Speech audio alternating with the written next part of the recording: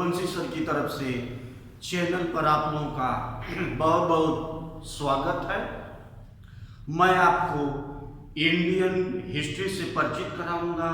भारतीय इतिहास में कुल 3 पार्ट होता है। प्राचीन भारत का इतिहास, मध्यकालीन भारतीय इतिहास, आधुनिक भारत का इतिहास। तो अभी मैं तीनों पार्टों पर आप लोगों को एक एक वीडियो भेज रहे हैं। आप कमेंट के माध्यम से बताएंगे। यदि मेरी मेहनत वीडियो पसंद आती है तो कमेंट के माध्यम से जोरदार कमेंट आप करेंगे। तभी आपको मंजीत सर का भी कहना है कि जोरदार कमेंट लड़कों का आता है तो आपकी क्लास कंटिन्यू कर दी जाएगी। तो आगे क्लास जो है कंटिन्यू होगी, आपके कमेंट पर होगी। चलिए आइए हम लोग पहला पार्ट, पहली वीडियो प्राचीन भारत का इतिहास, एंशिएंट हिस्ट्री। इसमें दिखाना है इतिहास जानने का साधन। इसमें बहुत सारे साधन हैं। वेद, उपनिषद, रामायण, महाभारत, पुराण, जैन ग्रंथ, बौद्ध ग्रंथ, विदेशी यात्रियों का विवरण और लास्ट है पूरा तात्विक साक्ष्य।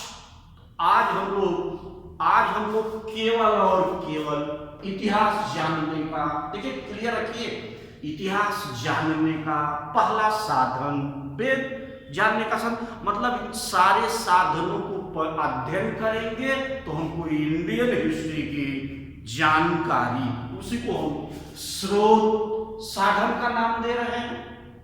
आइए हम लोग वेद को देखते हैं। पहला क्वेश्चन पूछा गया है, आया हुआ है कि वेद की रचना किसके द्वारा? आप बताएंगे महर्षि कृष्ण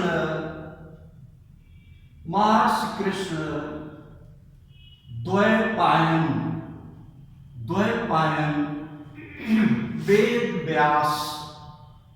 वेद व्यास द्वारा वेद की रचना की गई।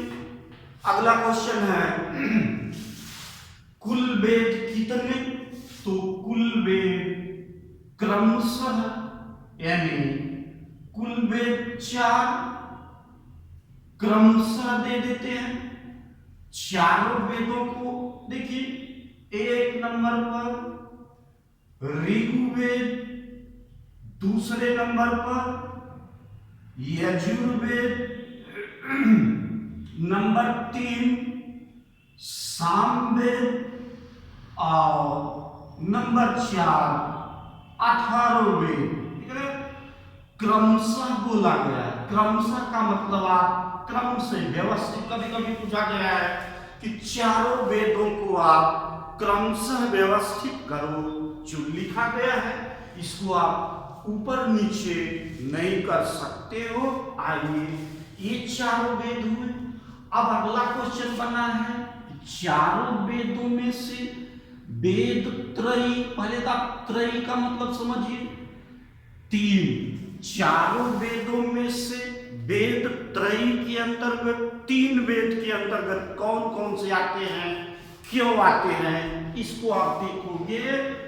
1 नंबर पर 3 वेद के अंतर्गत 1 नंबर पर ऋग्वेद, दूसरे नंबर पर यजुर्वेद और तीसरे नंबर पर सामवेद। देख रहे हैं, सामवेद ये वेद त्रयी के अंतर्गत, देख रहे हैं, तीनों वेद हैं। अब आपका क्रॉस क्वेश्चन आ रहा है कि क्यों 3 वेद को ही रखा गया है, चौथा को क्यों अलग कर दिया गया है? तो तीनों वेदों के विषय, इन तीनों वेदों के, देखिए यहां पर लिख दिए, तीनों वेदों के विषय मिलते जुलते हैं। आपका क्रॉस क्वेश्चन आ रहा है, क्या है तीनों वेदों का विषय? तो आप बताएंगे तीनों वेदों का विषय यज्ञ से संबंधित है। वेद त्रय। आपका क्वेश्चन क्लियर हो चुका है। अगला क्वेश्चन आया है चारों वेदों के समूह को, संयुक्त रूप को क्या कहते हैं? आप कहोगे चारों वेदों के समूह को संहिता। संहिता का नाम दिया गया है। क्लियर हुआ संहिता। आगे हम लोग बढ़ते हैं, आगे हम लोग बढ़ेंगे, एक नंबर को लेके आगे बढ़ते हैं। यहां पर आपका क्लियर हुआ ऋग्वेद। ऋग्वेद के बारे में आगे आप बढ़ाइए। क्या कहा जाएगा कि ऋग्वेद पूछा गया है, कई बार क्वेश्चन आया हुआ कि विश्व के प्राचीनतम ग्रंथ का नाम बताओ, तो आप बताइएगा ऋग्वेद। देख रहे पहला क्वेश्चन बना है कि विश्व के प्राचीनतम ग्रंथ का नाम ऋग्वेद। ऋग्वेद आया हुआ क्वेश्चन है। मानव क्वेश्चन पूछा गया है कि मानव जाति के प्रथम ग्रंथ का नाम बताओ, यानी मानव जाति जब से आरंभ हुई तब से हम पहला ग्रंथ ऋग्वेद माना गया है। दो क्वेश्चन आपका क्लियर हुआ। तीसरा पूछा गया है कि यदि इतना आपका क्रॉस क्वेश्चन आ रहा है कि ऋग्वेद यदि इतना प्राचीन है तो ऋग्वेद की रचना कब हुई? तो ऋग्वेद की रचना 1500 से 1000 ईसा पूर्व के बीच हुई। इसका मतलब कि 1 ईस्वी के, समझिएगा 1 ईस्वी के 1500 साल पहले ऋग्वेद की रचना हुई। ऋग्वेद में क्वेश्चन पूछा गया कि ऋग्वेद कुल कितने मंडल, कुल कितने सूक्त? तो ऋग्वेद में कुल 10 मंडल, यानी ऋग्वेद मंडल का मतलब 10 पार्टों में बांटा गया है, 10 भागों में बटा हुआ है ऋग्वेद। और 1028 सूक्त हैं। आपका क्लास क्वेश्चन आ रहा है कि सूक्त और श्लोक, सूक्त और श्लोक में क्या अंतर है?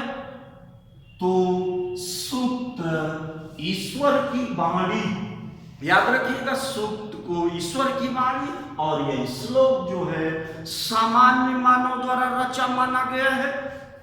1028 सूक्त आगे बढ़ाएंगे तो इसमें पूछा गया है कि सबसे प्राचीन, सबसे पहले कौन सा मंडल? तो आप बताएंगे कि दूसरा और 7वां मंडल। क्लियर रहिएगा, यहाँ के जो मंत्र है ना सबसे प्राचीन कह सकते हैं कि दूसरा और 7वां मंडल सबसे पहले जोड़ा गया, सबसे प्राचीन है। और सबसे बाद में क्वेश्चन पूछा गया सबसे बाद में कौन सा मंडल जोड़ा गया? पहला और 10वां मंडल सबसे बाद में जोड़ा गया। क्वेश्चन पूछा गया है कि गायत्री मंत्र का उल्लेख किस मंडल में? तो आप बताना ऋग्वेद के तीसरे मंडल। ध्यान रखिएगा, ऋग्वेद के तीसरे मंडल में गायत्री मंत्र का उल्लेख है। फिर पूछा गया गायत्री मंत्र किसको समर्पित? गायत्री मंत्र सूर्य देवता को समर्पित है। आगे पूछा गया कि गायत्री मंत्र के रचयिता कौन है? तो आप जवाब देना विश्वामित्र गायत्री मंत्र के रचयिता। आगे पूछा गया कि कृषि कार्य, क्वेश्चन कई बार आया हो, कृषि एग्रीकल्चर, कृषि कार्य का उल्लेख किस मंडल में? तो आप जवाब देना कृषि कार्य का उल्लेख चौथे मंडल में। फिर क्वेश्चन पूछा गया कि सोम देवता का उल्लेख किस मंडल में? तो आप बताना सोम देवता का उल्लेख 9वां मंडल। आगे बड़ा सटीक प्रश्न पूछा गया है पेपरों में कि ऋग्वेद के किस मंडल में चारों वर्णों का नाम आया है? पहले क्वेश्चन समझिए, चारों वर्णों का नाम आया है, ब्राह्मण क्षत्रिय वैश्य शूद्र। तो आप बताओगे कि ऋग्वेद के 10वें मंडल, याद रखिएगा ऋग्वेद के 10वें मंडल में किस सूक्त? पुरुष सूक्त। ऋग्वेद के 1028 सूक्त जो है उसी में से एक पुरुष सूक्त है। 10वें मंडल के पुरुष सूक्त में सर्वप्रथम चारों वर्णों का नाम आया चारों वर्णों में आप देखिए ब्राह्मण क्षत्रिय वैश्य और शूद्र, इन चारों वर्णों का उल्लेख ऋग्वेद के 10वें मंडल के पुरुष सूक्त में सर्वप्रथम आया है। फिर आपसे कई बार क्वेश्चन पूछा गया है कि चारों वर्णों की उत्पत्ति के संबंध में बताओ, चारों वर्णों की उत्पत्ति के संबंध में। तो हमारे धर्म शास्त्रों में ऐसा उल्लेख है कि ब्रह्मा के मुख से, ध्यान रखिएगा, ब्रह्मा के मुख से ब्राह्मण की उत्पत्ति हुई, ब्रह्मा के बाहु से भुजा से क्षत्रिय की उत्पत्ति, जांघ से वैश्य की और पैर से शूद्र की उत्पत्ति हुई। इसमें ऋग्वेद में अभी और है, ऋग्वेद में फिर आपसे पूछा गया है, कई बार क्वेश्चन आ चुका है कि दास राज का युद्ध या दास राज या 10 राजाओं के संगठन, 10 राज, ध्यान दीजिए। तो क्वेश्चन आया है दास राज युद्ध, इसी को नाम दिया गया है 10 राजाओं के संगठन के युद्ध का उल्लेख किस वेद में? तो आप बताना ऋग्वेद में। यह युद्ध दास राज युद्ध 2 गुटों में विभाजित हो गया था, 2 गुटों में विभाजित हुआ। पहला गुट का नेतृत्व भरत वंश का राजा, ध्यान दीजिएगा, पहला वंश का राजा था भरत वंश का राजा सुदास, और दूसरे गुट में 10 राजाओं का संगठन बना था। दूसरे गुट में 10 राजाओं का संगठन, राजा सुदास के साथ पुरोहित का कार्य, ध्यान दीजिए हमारी बातों पर, राजा सुदास के साथ पुरोहित का कार्य वशिष्ठ किए थे, और 10 राजाओं के नेतृत्व का कार्य विश्वामित्र किए थे। विश्वामित्र नेतृत्व भी किए और पुरोहित का भी कार्य किए। अब देखिए दोनों में दास राज का युद्ध हुआ रावी नदी के किनारे, ध्यान दीजिए हमारी बातों पर। पंजाब में रावी नदी के किनारे 10 राजाओं के संगठन को राजा सुदास पराजित करके चक्रवर्ती राजा बना। इन सारी घटनाओं का उल्लेख देख रहे, इन सारी घटनाओं का उल्लेख ऋग्वेद में, सारी घटनाओं का उल्लेख ऋग्वेद में। अभी इसमें और है, थोड़ा सा एक बार इसको रिवीजन कर लिया जाए, जरा सा हमारी बातों पर ध्यान दीजिए। क्वेश्चन फिर से एक बार आएगी इस पर। तो वेद की रचना महर्षि कृष्णद्वैपायन वेद व्यास द्वारा की गई थी। कुल वेद क्रमशः 4 ऋग्वेद, यजुर्वेद, सामवेद, अथर्ववेद, चारों वेदों के समूह को संयुक्त रूप को संहिता का नाम दिया गया। चारों वेदों में से वेद त्रयी के 3 वेद के अंतर्गत ऋग्वेद, यजुर्वेद, सामवेद, क्योंकि तीनों वेदों का विषय मिलता जुलता है, तीनों वेद यज्ञ से संबंधित। आज ये ऋग्वेद विश्व का प्राचीनतम ग्रंथ है, मानव जाति का पहला ग्रंथ माना गया है। ऋग्वेद की रचना 1500 से 1000 ईसा पूर्व। ऋग्वेद में कुल 10 मंडल, 1028 सूक्त, दूसरा और 7वां मंडल सबसे पहले जोड़ा गया, पहला 10वां मंडल सबसे बाद में जोड़ा गया। तीसरे मंडल में गायत्री मंत्र का उल्लेख रचयिता विश्वामित्र थे।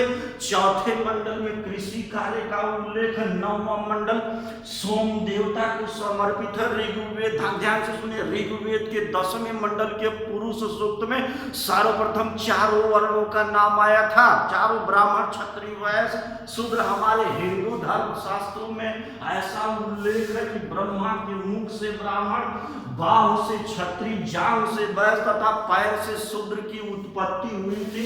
ऋग्दास राज युद्ध, यह युद्ध ऋग्वेद 2 गुटों में विभाजित हुआ।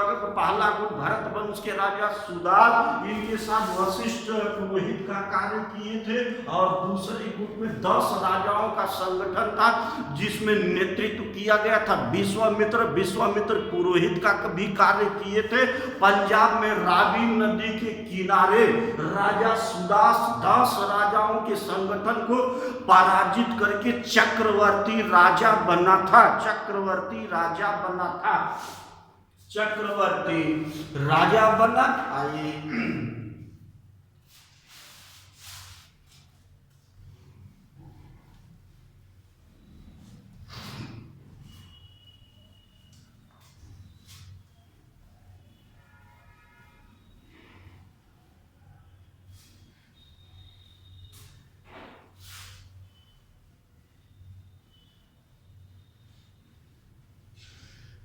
प्यारे दोस्तों, यदि वीडियो पसंद आती है तो जोरदार कमेंट करेंगे, तो इसको हम कंटिन्यू करेंगे, आगे बढ़ा देते हैं। आगे कई बार क्वेश्चन आया, जरा क्वेश्चन समझिए तो। कई बार क्वेश्चन आया है कि मंत्रों के द्वारा, ध्यान दीजिए, मंत्रों के द्वारा देवताओं का आह्वान किया गया है, बुलाया गया है, यह किस वेद में उल्लेख है? आप बताना। मंत्रों के द्वारा देवताओं का आह्वान ऋग्वेद में। फिर क्वेश्चन पूछा गया दूसरा कि ऋग्वेद के मंत्रों को कहने वाले पुरोहित ब्राह्मण का नाम बताओ। तो आप बताना होत्री, ये ऋग्वेद के मंत्रों को कहते थे। फिर दूसरा कोई चारों वेदों पर यजुर्वेद के मंत्रों को कहने वाले पुरोहित को आर्धेय कहकर पुकारा जाता था। सामवेद के मंत्रों को कहने वाले पुरोहित को उद्गाता कहकर पुकारा जाता था, और अथर्ववेद के मंत्रों को कहने वाले पुरोहित को ब्रह्मा कहकर पुकारा। होत्री, उद्गाता, ब्रह्मा। फिर क्वेश्चन पूछा गया चारों वेदों का उपवेद बताइए। तो ऋग्वेद का उपवेद आयुर्वेद, यानी यह वेद आयुर्वेद चिकित्सा से संबंधित ऋग्वेद का उपवेद। फिर क्वेश्चन पूछा गया यजुर्वेद का उपवेद धनुर्वेद। धनुर्वेद का मतलब यहाँ युद्ध कला से संबंधित उल्लेख। और फिर पूछा गया सामवेद का, तो आप बताओगे गंधर्व वेद। गंधर्व का मतलब प्रेम। आगे हम आप लोगों को बताएंगे भारतीय संगीत की उत्पत्ति सामवेद, यानी संगीत को प्रेम और प्रेम को जोड़ दिया गया ले जाकर के गंधर्व वेद। कुल मिलाकर के इसका निचोड़ आपको संगीत से मिलेगा। और अथर्ववेद का उपवेद शिल्प वेद, यानी शिल्प कला से संबंधित है। फिर आपका प्यारे दोस्तों, आपका क्रॉस क्वेश्चन आ रहा है कि सर जी ब्राह्मण ग्रंथों की रचना क्यों की गई? देख रहे हैं क्या दिखाया गया है, लिख देते हैं आपकी बात हम। ब्राह्मण ग्रंथों की रचना क्यों की गई? तो जवाब में जाएगा कि वेद की सही ढंग से, समझिएगा, वेदों की, इन चारों वेदों की सही ढंग से व्याख्या करने के लिए, जोड़ लीजिए जाकर के, सही ढंग से व्याख्या करने के लिए ब्राह्मण ग्रंथों की रचना की गई। चारों वेदों के, आपका क्रॉस क्वेश्चन आ रहा है कि चारों वेदों के ब्राह्मण ग्रंथ को बताइए। तो आप बताओगे कि ऋग्वेद, आज लिख देते हैं ऋग्वेद का ब्राह्मण ग्रंथ। ऋग्वेद का ब्राह्मण ग्रंथ एक पहला है आयतरेय, आयतरेय ब्राह्मण ग्रंथ, और दूसरा है कौशिकी ब्राह्मण ग्रंथ। ये दोनों याद रखिए, बड़ी बड़ी परीक्षाओं में क्वेश्चन जब कठिन हुआ, आयतरेय ब्राह्मण ग्रंथ और कौशिकी ब्राह्मण ग्रंथ। आगे हम लोग यजुर्वेद, आइए देखते हैं यजुर्वेद का ब्राह्मण ग्रंथ। आपको पहला है सप्तपद ब्राह्मण ग्रंथ, दूसरा है आपका तैत्तिरीय ब्राह्मण ग्रंथ, ये भी क्लियर हुआ। तीसरे पे आए हम लोग सामवेद सामवेद का ब्राह्मण ग्रंथ पंचविश आया हुआ क्वेश्चन। और अथर्ववेद का ब्राह्मण ग्रंथ गोपद, अथर्ववेद का ब्राह्मण ग्रंथ गोपद है आपका ऋग्वेद। अभी आपको हम बताए हैं कि ऋग्वेद मंत्रों, एक बार इसको फिर से बता देते हैं, मंत्रों के द्वारा देवताओं का आह्वान ऋग्वेद में, और चारों वेदों के मंत्रों को कहने वाले पुरोहित ऋग्वेद होत्री, यजुर्वेद आरव, और साम उद्गाता, अथर्व ब्रह्मा, और ऋग्वेद का उपवेद आयुर्वेद, यजुर्वेद का धनुर्वेद, सामवेद गंधर्ववेद, अथर्ववेद शिल्पवेद, और चारों वेदों को ऋग्वेद का ब्राह्मण ग्रंथ आयतरे कौशिकी, यजुर्वेद का शतपथ ब्राह्मण ग्रंथ, तैत्तिरीय ब्राह्मण ग्रंथ, सामवेद का पंचविश ब्राह्मण ग्रंथ, अथर्ववेद का गोपद ब्राह्मण ग्रंथ। दोस्तों मित्रों, यदि मेरी मेहनत और वीडियो पसंद आती है आपको तो जोरदार कमेंट जरूर करिएगा, जोरदार कमेंट जरूर आप करना। अगले ये मंजीत सर का भी कहना है कि लड़कों के ऊपर डिपेंड है कि इतिहास की क्लास कंटिन्यू यदि लड़के चाहते हैं तो कंटिन्यू कर दी जाएगी। ठीक है बच्चों, धन्यवाद। Okay right.